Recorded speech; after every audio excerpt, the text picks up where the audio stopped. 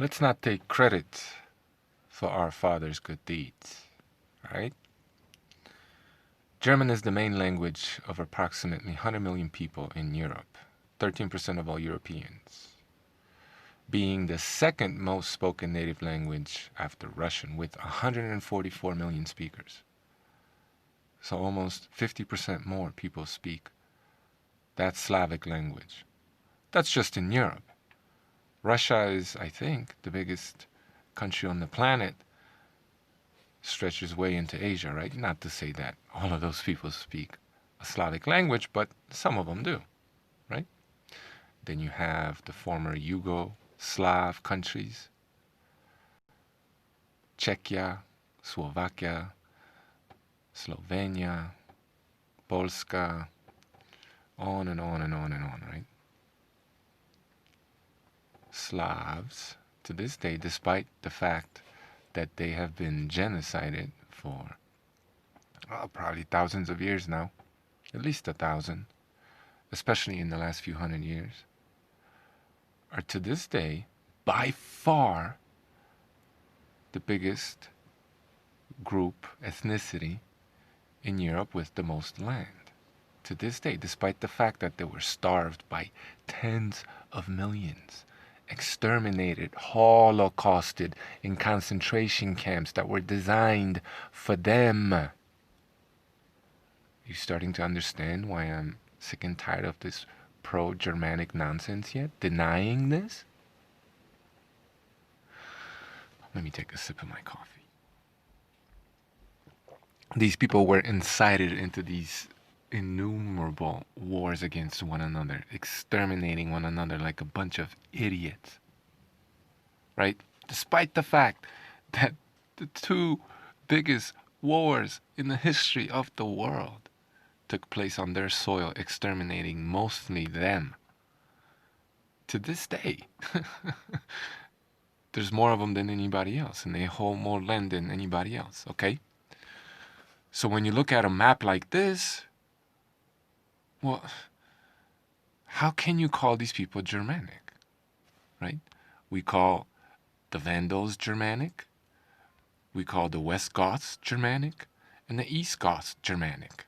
Those were Germanic people. And like I said in another video, at some point, that name made sense depending on where you were standing looking at these people, right? Because German, all that means in Hebrew, literally in Hebrew, whom may or may not have been the judges, Juden, or the people who wrote the legalese, at least had an impact on the legalese of civil law, yeah, of Rome, maybe, just a hunch, Spanish, or, post-Latin language, if you will, one of the Latin languages, and in Polish. It means not us, Niemcy. They don't say Germany, right? They say not us, foreigners. So it would seem, and this is the most logical conclusion, that the people that to this day, despite the fact that they have been exterminated, there has been an outright stated campaign to exterminate them by the Roman Empire. The Germanization of Central and Eastern Europe has been a stated goal of the Roman Empire all the way through the Third Reich and to this day. Well, the campaign is a little different today. But definitely all the way up to Hitler, the stated goal was to Germanize Central and Eastern Europe. Duh. Let me take another sip of my coffee. So, that's why history books, in my opinion, call these people Germanic, when where you see them to this day, there are predominantly Slavic countries. And back in those days, Hungary was also considered a Slavic country. And probably all these other countries that don't speak German, but have been raped and pillaged by the Huns, the Roman Empire, the Mongols, so on and so forth, that have left an impact and changed the culture and the linguistic characteristics of those countries. If Hungary was, and I have historical evidence for this, I read it in a book, was considered a Slavic country by some, something like right around this time, or Hungary didn't exist, but later than this. Anyway, that's a different story. It is safe to say, given all the historical evidence that we have, that all these people with Slavs right in the center there, it is safe to say that they shared a common ancestor not that long ago, that they were of the same blood, spoke mutually intelligible languages. Were they Slavs? I mean, Slavic, slave, Serbian, servant, those are terms that, in my opinion, were imposed on them by these foreign invaders. And at some point, just as black people in America with the word nigger, they took that word and made it their own and polished it up and made it pretty, made it mean something to them, right?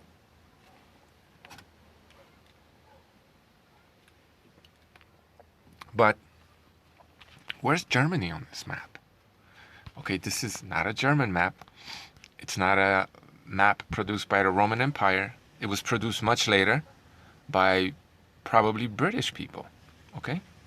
Where's Germany on this map? Doesn't exist. Why?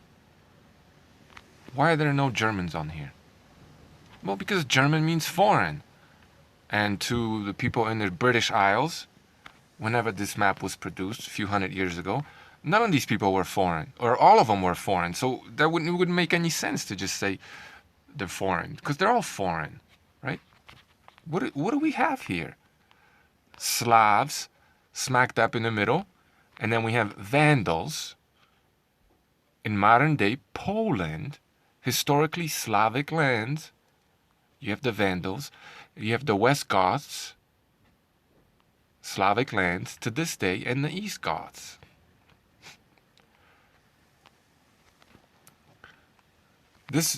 Roughly this would at some point become the Austro-Hungarian Empire. They needed help of the Hungarians, perhaps the Huns, to spread into that part of Europe. And even at that time, which is, 19th, 20th century, early 20th century, most of the people in the Austro-Hungarian Empire, right?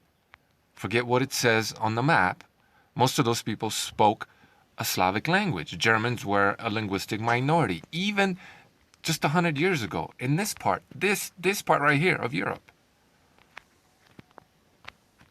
All this has historically been Slavic or Proto-Slavic before that, because we don't know when the term Slav was coined, by whom, and when these people assumed it for themselves.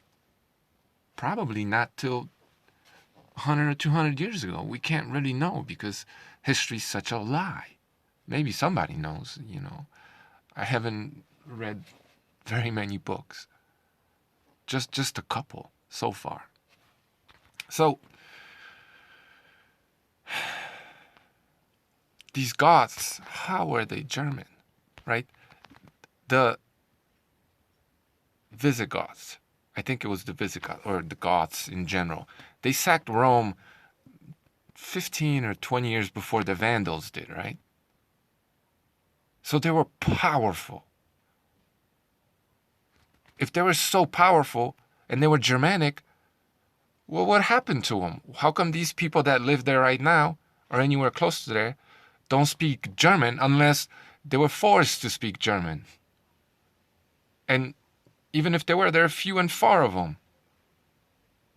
How come they don't speak German? How come the East Goths, the people that live there right now, what are the traces of Germanity there? What's so German about those lands? German, what? What about here? Despite the fact that Hitler tried to make it German, and rulers before him tried to make it German, how come it's not German? So how were the Vandals or the Goths Germanic? How? When German doesn't even exist on this map. It's insanity what they teach in schools. You know, they convince people that Pomeranian Russians, Prussians, are German. How?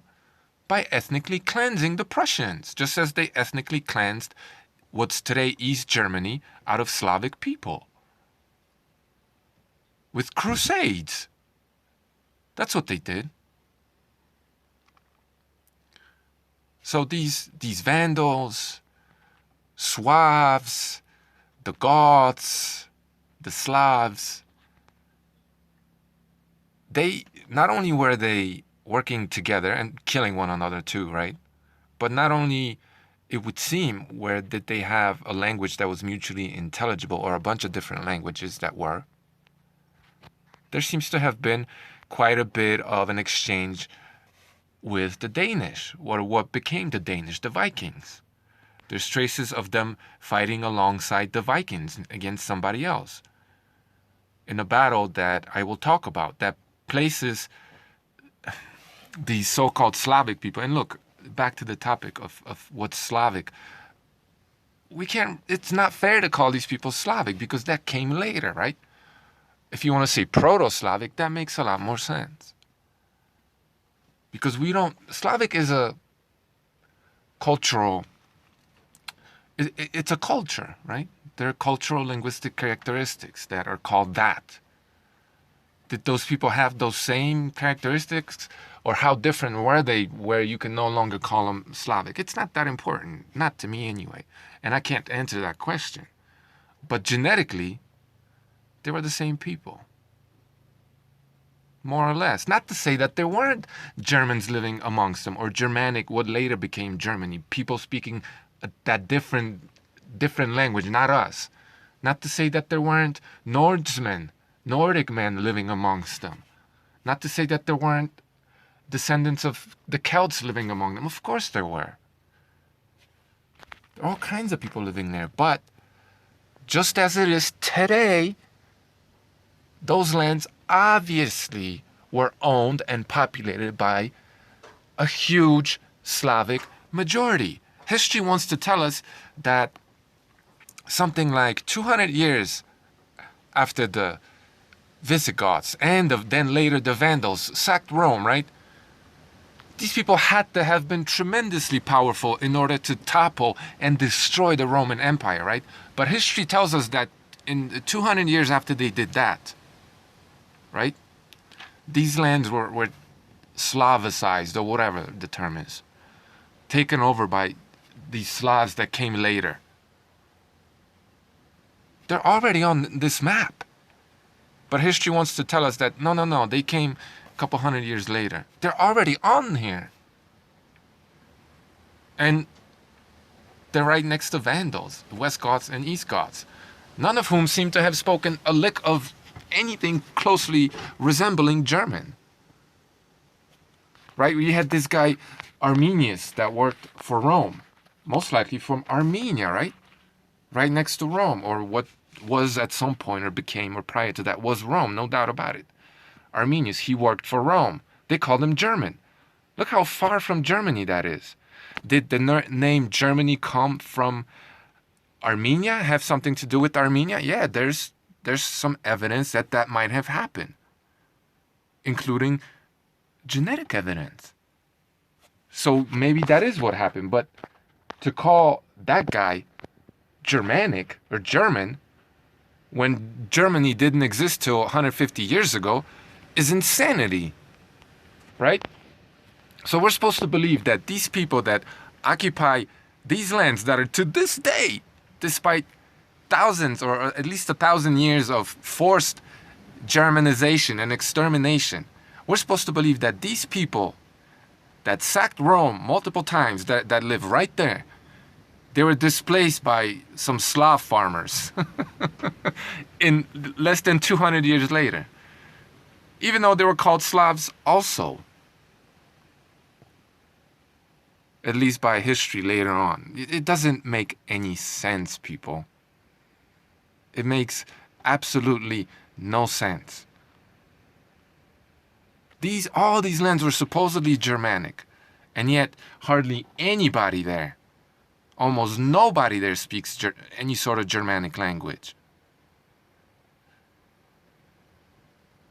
Those people sacked Rome multiple times, destroyed the Roman Empire, and were replaced by farmers, Slavic farmers. This is history written by the Holy Roman Empire, by Germany, the people that have forever wanted to Germanize Central and Eastern Europe and have succeeded to a certain degree.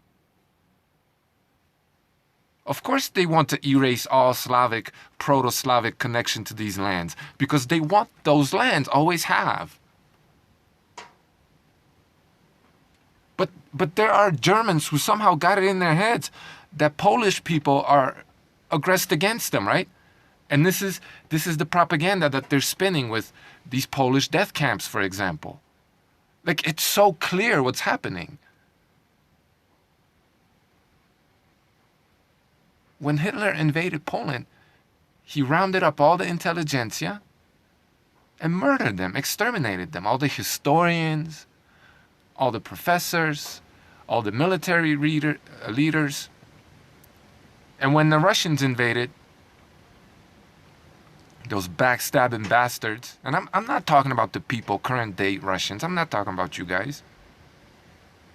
They did the same thing. Shot something like, that we know of, probably more, 40,000 Polish intelligentsia in the back of the head and buried them, not to be found for tens of years later, right? Because that was the other arm of the Roman Empire, the Byzantium. So while we have clear continuity from Rome in Italy, right? All the way through the Second World War and the policies of the EU today, imperialistic policies.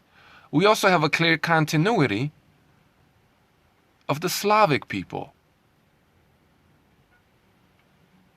This isn't that difficult. It's very simple. So to call Vandals, right, that lived 1600 years ago, lived smack dab in the middle of Poland, right next to these Slavs, right next to the Goths, all of whom today speak a Slavic language. To say that those people were German or Germanic, you gotta be some kind of special retard, man. I'm sorry. And there are lots of them out there with these quote-unquote revisionist history channels telling you quote-unquote the truth. It's insanity. But anyway, more on this topic later. I hope people can start being logical and start speaking the truth, especially as more and more genetic evidence, okay? Not the type of stuff that you can debate, hard science. Genetic evidence and archaeological discoveries are more and more supporting the claim of the Slavs having been in Europe and otherwise for thousands of years now, or the proto-Slavs, the people that became Slavs. Genetic continuity of the people that are today called Slavs, starting thousands of years ago already in Europe. I hope as more of that evidence comes out and people start talking about this evidence and they start speaking the truth, instead of calling Slavs Germanic, continuing the very clear, obvious, and wide open agenda of the Holy Roman Empire that's been happening for at least 1,000 years, the Germanization of the Slavs. But more on that in other videos. And let's not blame the son for his father's sins.